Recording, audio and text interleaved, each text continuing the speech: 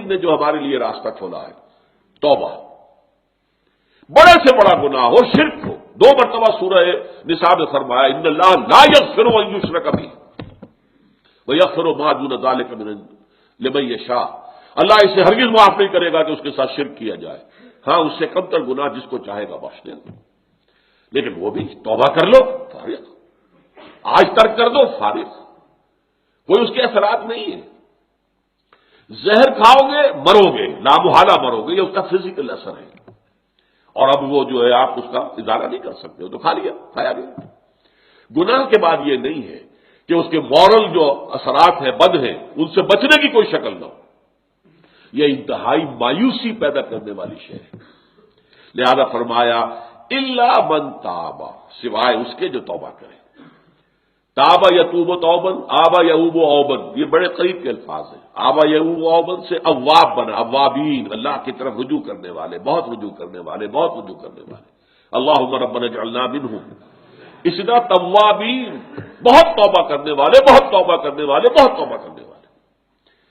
اس لیے فرمایا کہ کل بنی آدم خطاؤون، یہ حضور کی حدیث ہے بہت اہم، تمام بنی آدم خطا کار ہیں۔ خطا تو در حقیقت مبالغے کا صیغہ ہے، کلو بنی آدم خطاؤون، ہر انسان جو ہے آدم کی اولاد کا بہت خطا کار ہے۔ وہ خیر الخطائین التوابون، ان خطاؤون کے اندر بہترین لوگ ہوئے جو توبہ کرتے ہیں۔ اور یہاں تک فرمایا گیا کہ آپ نے ایک گناہ سے توبہ کی، پھر کئی حالات ایسے ہو گئے کہ آپ اپنے نفس پر قابو نہ رکھ سکے، پھر گناہ صادر ہو گیا، پھر توبہ کرو، کرتے رہو کرتے رہو۔ بہت پیارے جو اشعار ہیں یہ سربت کے ہیں، باز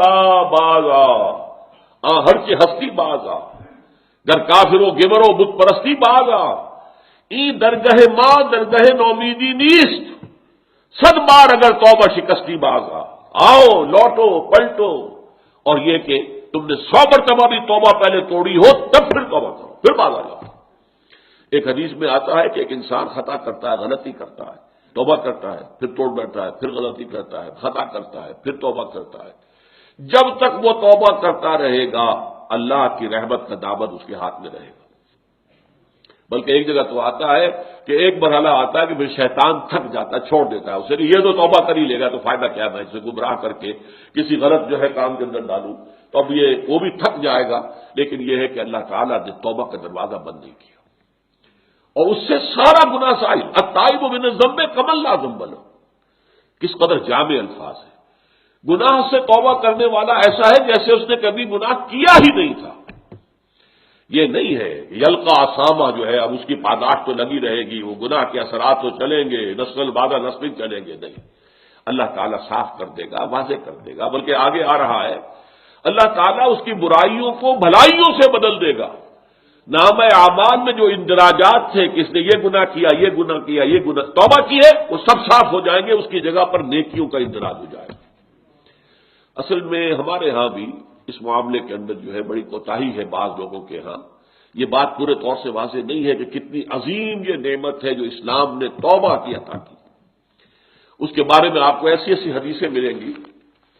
یہ حدیث جو ہے میں جو آپ کو سنانے چلا ہوں یہ ہے متفق علیہ، بخاری اور مسلم دونوں میں، لیکن بخاری میں مختصر ہے، مسلم میں ذرا مفصل ہے، میں وہ روایت مسلم سنا رہا ہوں۔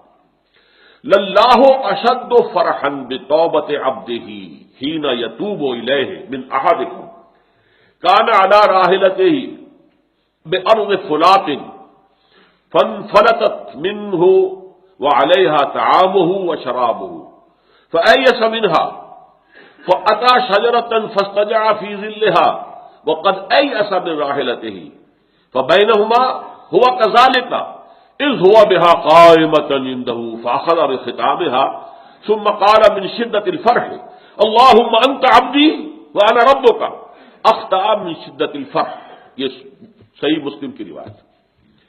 فرماتے ہیں حضور اللہ کو اپنے گناہگار بندے کی توبہ سے جو خوشی ہوتی ہے، جو خوشی ہوتی ہے وہ اس شخص سے بھی بڑھ کر ہے جس کی اب مثال دے رہے ہیں۔ وہ مثال کیا ہے کہ ایک شخص لقودق صحرا میں سفر کر رہا تھا، ایک اونٹ پر تھا، اونٹ ہی پر اس کا جو راشن ہے کوئی کھانے پینے کے لیے وہ بھی سامان ایک طرف کو لٹکا ہوا ہے، اور پانی بھی ہے، پانی بھی لٹکا ہوا ہے، چھاگل ہے، کچھ ہے، پانی بھی اسی پر ہے۔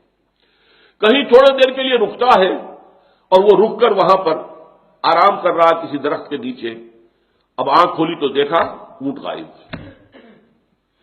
اس اونٹ ہی کے اوپر اس کا کھانا بھی ہے، اس کا پانی بھی ہے، وہی سواری بھی ہے۔ وہ دوڑتا ہے شمال میں، جنوب میں، مشرق میں، مغرب میں، دوڑ دوڑ کے کہیں اس کا نشان نہیں مل رہا۔ مایوس ہو کر ایک درخت کے سائے میں بیٹھ جاتا ہے، گویا کہ موت کے انتظار میں، کہ اچانک دیکھتا ہے کہ اونٹ تو ہے، کھڑا ہے، موجود ہے۔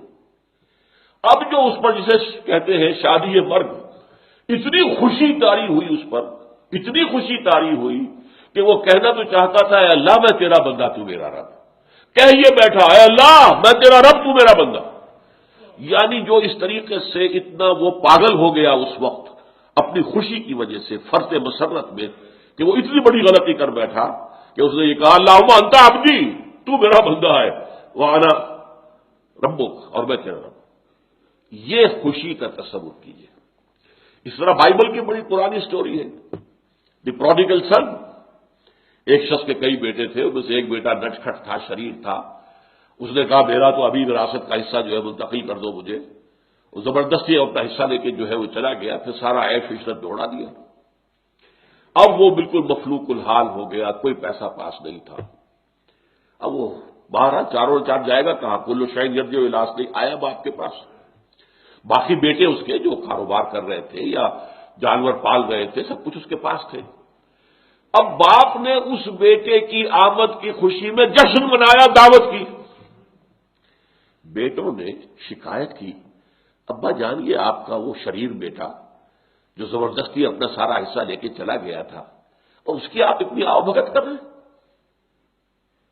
باپ کا جواب کیا تھا؟ بیٹو اگر تم کسی گلے کو لے کر جا رہے ہو اور اس میں سے ایک بھیڑ گم ہو جائے تو کیا تم پورے گلے کو چھوڑ کر اس بھیڑ کو تلاش کرنے کے لیے نہیں نکلو گے؟ میرے گلے کی ایک یہ بھولی ہوئی بھٹکی ہوئی بھیڑ تھی جو آج مجھے واپس مل گئی، تو میں تو اس کے اوپر مسرت کا جشن منا رہا ہوں۔ تو یہ ہے انسان غلط راستے سے واپس آئے، مڑ جائے۔ التائب من الذنب کمن لا ذنب له، اور اس کے لیے فرمایا ہے جب تک موت کے آثار شروع نہ ہو جائے، ما لم یغرغر، جب یہ جان جو ہے یہاں آ کر ہنسلی میں اٹک جائے، کلا اذا بلغت التراقی وقیل من راق وظن انہ الفراق، یہاں اس کے بعد تو موت کا دروازہ، توبہ کا دروازہ بند ہے۔ اسی طریقے سے جب آثار قیامت شروع ہو جائیں گے، اور ان میں علامات قیامت بہت سی ہیں، صغیر بھی ہے، کبیر بھی ہے، بڑی بھی ہے، تو وہ جو اکبر العلامات ہے، جو سب سے زیادہ بڑی، ان میں سے سورج کا مغرب سے طلوع ہونا ہے، جب وہ ہوگا تو توبہ کا دروازہ بند ہو جائے گا۔ اب اس کے بعد کسی انسان کے توبہ کرنے کی کوئی حیثیت نہیں ہوگی۔ لیکن جب تک موت جو ہے وہ اس طریقے سے قریب نہیں آ گئی ہے، یا قیامت اس درجے قریب نہیں آ گئی، اس وقت تک موت کا دروازہ کھلا ہوا۔